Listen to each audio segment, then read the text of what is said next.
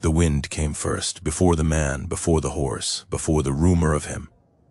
It slid down from the high ridges like a whisper with teeth, cutting through the valley and rattling the loose boards of the abandoned church. Sage bent low, dust lifted, and the sky wore that pale, washed-out blue that only the Old West ever seemed to know, a color that felt more like memory than weather. Clara Hale stood at the edge of the graveyard, her black dress tugged at the hem, her gloved hands clenched tight around a single white flower.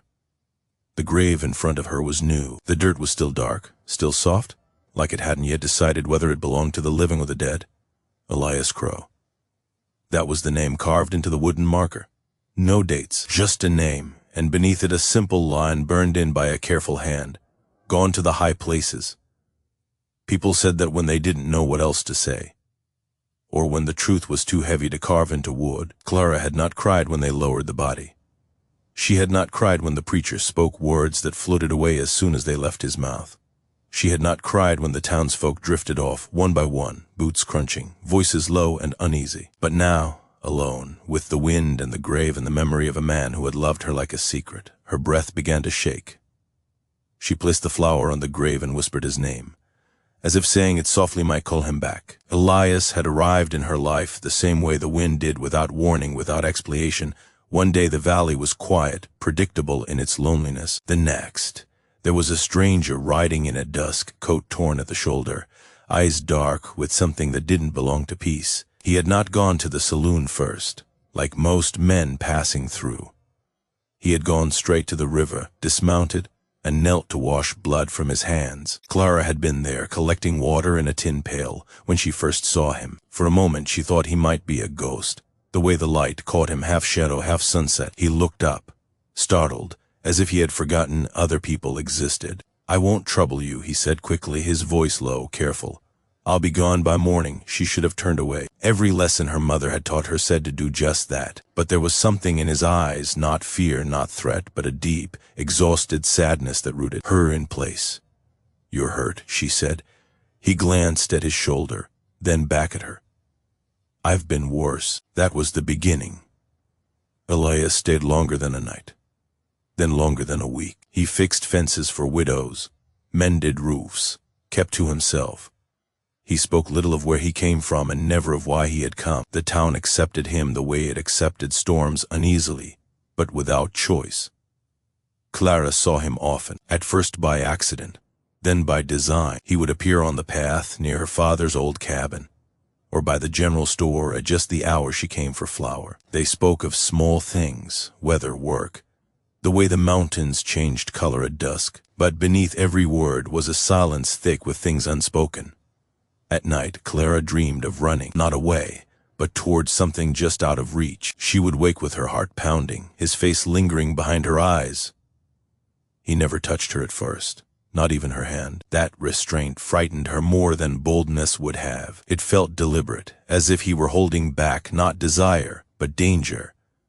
The mystery of him settled into her bones. She began to notice the scar's old bullet wounds, knife marks, a burn that twisted up his forearm like a dark vine. He moved like a man always aware of exits. Loud noises made his shoulders tense. Sometimes, when he thought he was alone, his expression would hollow out, as if he were listening to voices no one else could hear. One evening, the sky bruised purple and gold. He finally told her something real. "I've done things," he said, staring into the fire between them. "Things that don't wash off." She didn't ask what. She only said, "Are you still doing them?" He looked at her then, really looked, and something in him broke open. "No," he said. "That's why I ran from what he never said." Their love grew slowly, quietly, like something forbidden. A look held too long. A shared laugh quickly silenced. Fingers brushing by accident and lingering by choice. When he finally kissed her, it was beneath the cottonwoods by the river, his hands trembling as if he feared she might vanish if he held her too tightly. "I don't deserve you," he whispered against her hair. She answered by kissing him again. For a time, happiness was possible. Fragile, but real. Clara learned the sound of his breathing beside her in the dark, the warmth of his body against the cold nights. Elias learned how she took her coffee, how she hummed when she was nervous, She looked when she thought no one was watching, soft, open, unbearably human. But the past is not a thing you can outrun forever. It came riding in on a dry afternoon, announced by dust and the low thunder of hooves. 3 men, hard faces, gun belts worn smooth by use. Clara saw them first from the window of the store and felt dread coil in her stomach like a living thing. Elias saw them too. He went pale, then strangely calm. "Pack what you can," he told her that night, voice tight. "We leave before dawn." She reached for him. "Tell me, they'll kill anyone who stands near me," he said. "And they won't stop." She searched his face, seeing now what she had tried not to before. "What did you do?" "I loved the wrong people," he said. "And then I betrayed them."